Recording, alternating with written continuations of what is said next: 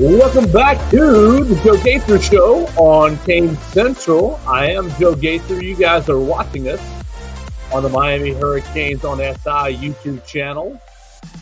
Hanging out with us on my own social media machines at Joe Gaither6 on Facebook, Twitter, and YouTube.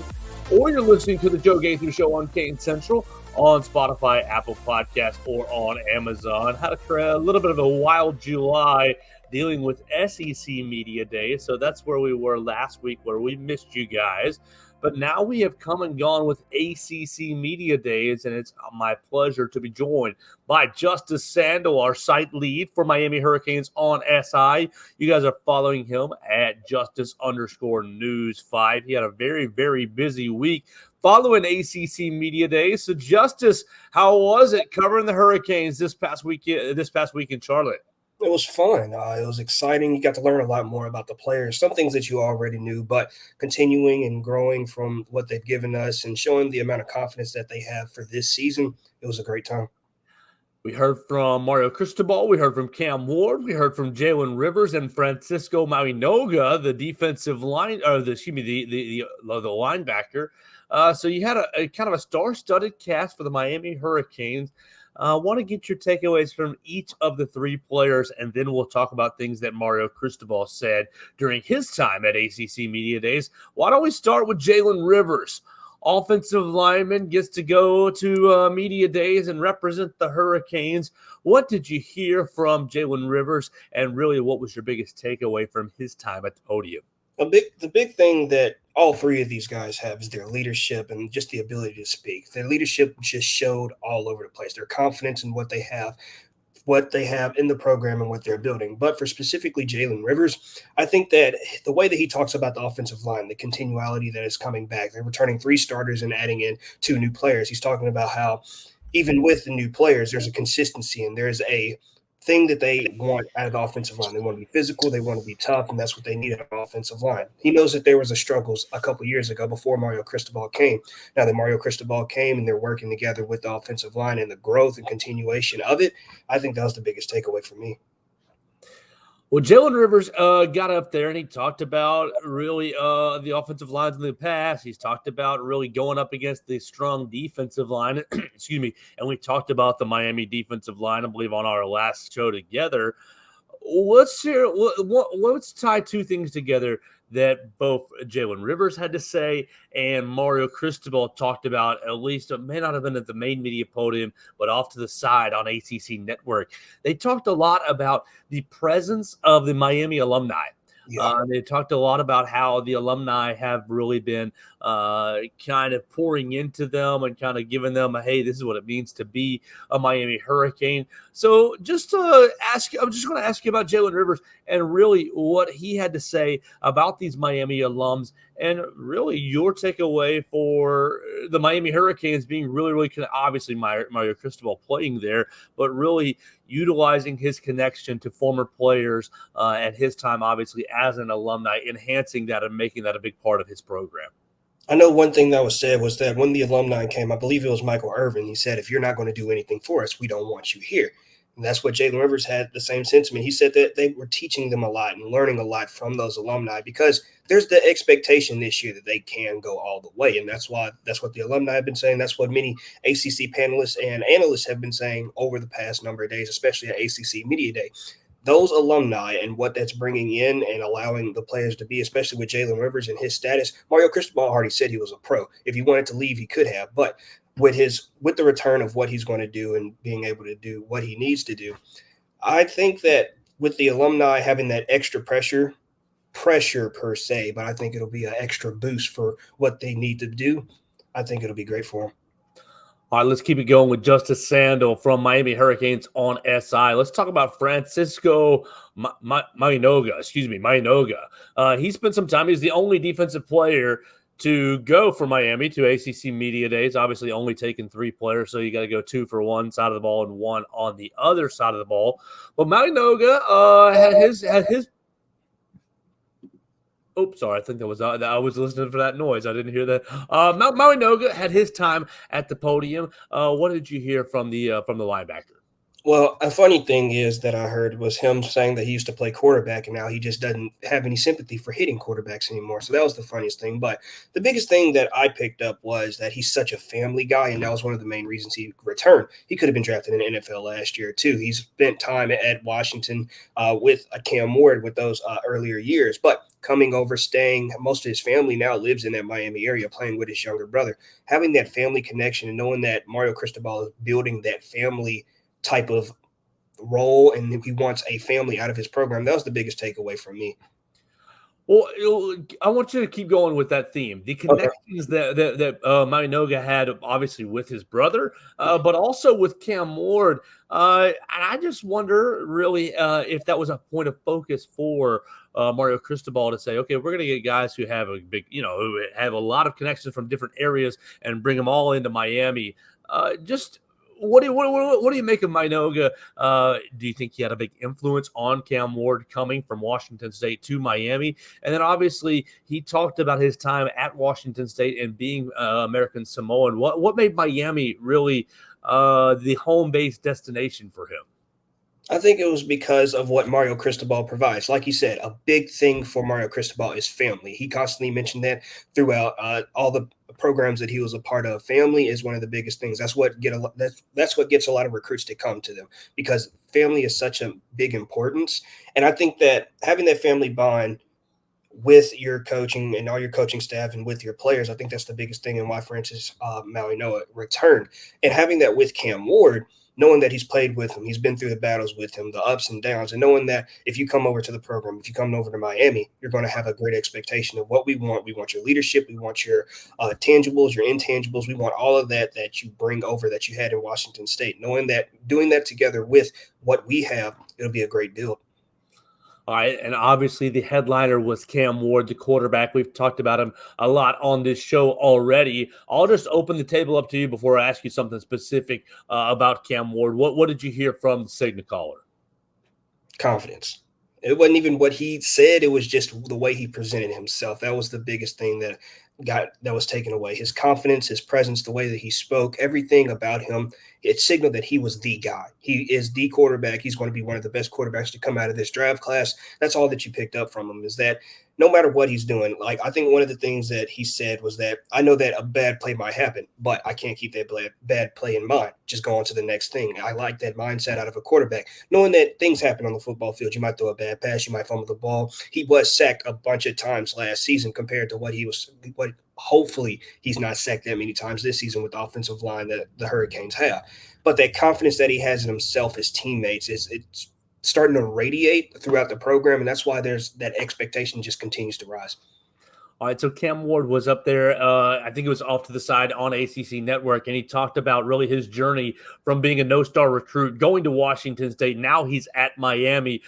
How do you think that his journey, being under-recruited and then going to, look, Washington State's not a football power, but performing very well at Washington State, how do you think that his journey has prepared him to really this moment where this year at Miami, it's almost not make or break, but it's pretty close to make or break. It's everything's lined up. How do you think that his journey has prepared him to maximize this season with the Miami Hurricanes?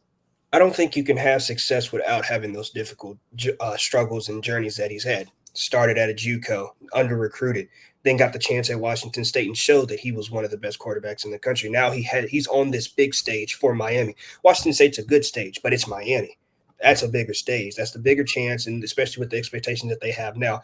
One of the main things that his grit and grind. That is one of the many things. He's always constantly working. He's always constantly doing what he needs to do. Mario Cristobal said he's one of the first people in the room, and he's going to be one of the last people in the room. Facilities wise, he's going to be there early in the morning, leave late at night. He's always helping other people out. I think that with knowing that he had to grind from that unknown to getting to where he is now, I think that it's great leadership wise. I think that it's great personal because of what he's able to do. He's one of the best quarterbacks in the country. Having that mentality of nobody's going to believe in me, nobody actually has that faith that I can do what I need to do, and getting to this stage and hopefully and willingly prove that he is who he says he is. I think that's what it means to him.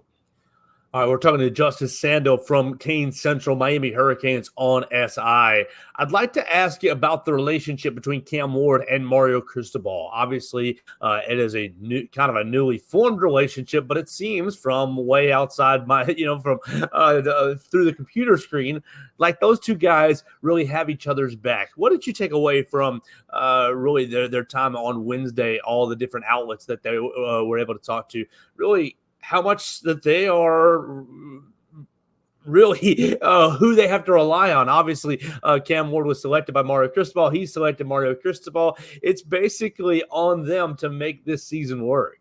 Okay, Mario Cristobal said it plenty of times. Alpha leader.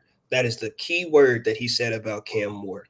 That will be what they both have. He's an alpha leader there. Cam Ward's also an alpha leader. And Mario Cristobal, that is.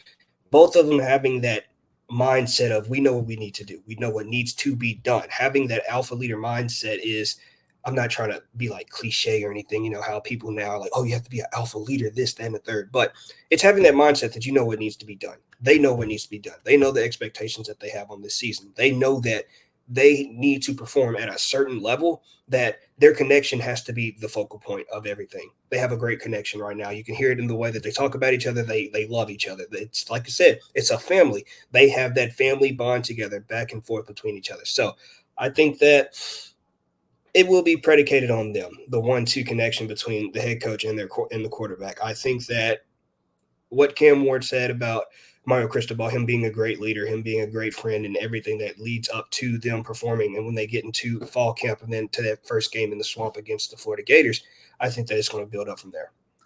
What did you learn about these three players? Either one thing or something from all of them. What did you learn from these players' time in Charlotte? I learned that they believe in themselves. And I think that's one of the things that people have started to doubt about the Hurricanes. Do they believe in themselves? Do they believe in what they're able to do? That confidence that I talked about earlier, it's all over the place. Everybody believes in them. Even though I think one of the correspondents said that everybody's believed in Miami for 20 years, but what have they done? Nothing. This is the actual year that everybody can put some stock in Miami, and they might actually get a reward. They might get the earnings from what they build up in the stock. I think that confidence is the main thing that I learned from this team at my time. But I think that confidence, the family bond, I think those are the biggest takeaways that I learned. All right, let's take it into Mario Cristobal and his time specifically. What was anything about his time in front of the Charlotte media that stood out to you that, okay, what has changed in Mario Cristobal, or what's an area where he's grown to you? What stood out to you during his time at ACC Media Days? Well, I remember when you asked me that question about what would I would say to Mario Cristobal whenever I got the chance when I was up there. Somebody took the question and he said, this is a quote. We've seen a lot of great Miami teams over the years. Can you tell us what's the difference about this year's Hurricanes team? And that was the question that I asked when you had asked me. Somebody took it. It happens. That's the life of the media. But what Mario Cristobal said is that it's progression. And that's the biggest thing that I've taken away from what is going on. He is progressing continually year after year. It made me believe in him more. He's a great speaker. He's a great motivator. He's a head coach. He's a better speaker than most of the other coaches that I saw up there. I genuinely. So I think that being that motivator, being that speaker, being the great leader that he is, and knowing that this is a progressing progress going through this whole entire system, he finally has the players that he wants. He also mentioned about the transfer portal and how it's a melting pot pretty much. It's a great blend between young talent and older talent. He's great with recruiting. He's going to have those young recruits in. He's going to have those 5-star, 4-star freshmen, sophomores coming in, but also have that integral experience coming from transfer players like the juniors, seniors, and redshirt junior seniors, graduate students coming in, having that perfect blend so everybody can learn from each other. Freshmen have experience. They can learn from the top players that played in their conference, like Tyler Barron and Ruben Bain, for example. Ruben Bain played fantastic last season, but there's so many things you can learn from an SEC player coming in and knowing what he's learned. So I think that those are my main takeaways from Mario Cristobal, knowing that this is a progression, especially with how the new college system is now with NIL and how everything's going. It's a progression. And him saying that it's a progression shows that this program's in the right direction. All right, did your expectations for this season? Admittedly, we've gone over them a couple different times, and you think the expectations are very high. Did the expectations for you, Justice Sandle, change after what you heard on Wednesday? No, I think they're the same. I think that there's still those question marks you have. Of course, you listen and you're there and you're seeing what he's saying and you're believing what he's saying, but knowing in the back of your mind that those things did happen last year, those coaching errors, hopefully that those coaching errors can be cleaned up and going into this season, I still have the same expectations, 10-2. That's still my expectation. I still think that's what's going to happen. I say I do believe in them more. I believe in them more as the writer that I am. I think that the leadership that was shown on display from every player that was up there compared to how every other player was when I was watching, I think that they showed that their leadership was better and their confidence was a lot higher and it was more on display compared to other players that were there. So I think that with that, same expectations, but a lot can happen over the next few months.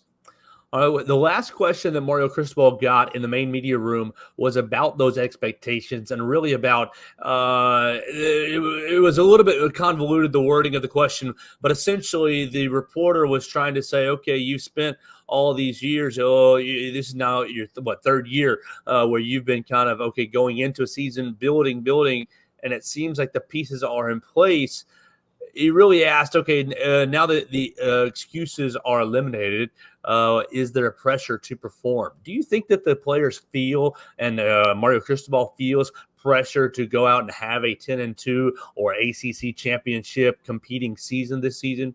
Absolutely. There's no doubt about it. The players that they've accumulated over this period to get the top players that they have in that program, there is pressure on them to be who they need to be. Now, I think there's pressure with every coach and quarterback, especially with the tandem of what they have. But the pressure should be on them. Last season, you saw there were flashes of what the team was capable of. But shortcomings, different quarterback situations, having a quarterback carousel in the middle of the season just doesn't help. Now you have that solidified person at quarterback. You have a solidified offensive line. You have a solidified defensive line. You're bringing back 79% of your offensive production from last season, and you're implementing one of the top 5 quarterbacks from last season statistically.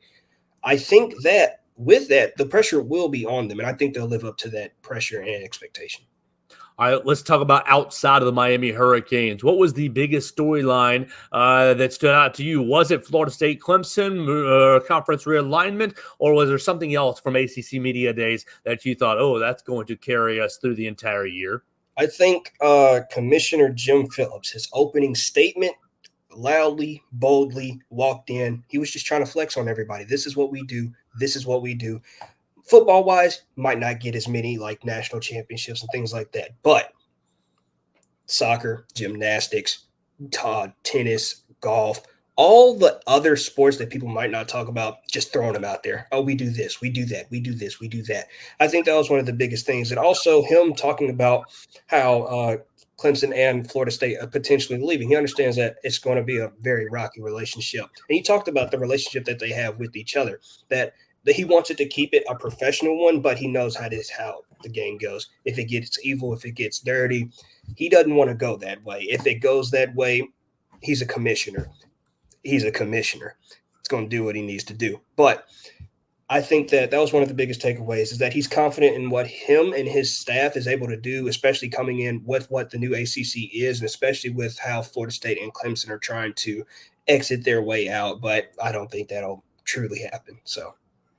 Well, Justice, how are you going to spend your last 3 or 4 days until Miami Hurricanes football camp opens up? You got a couple more days until it actually gets going. But what will you be working on, and what will you be doing to enjoy your last few days of summer?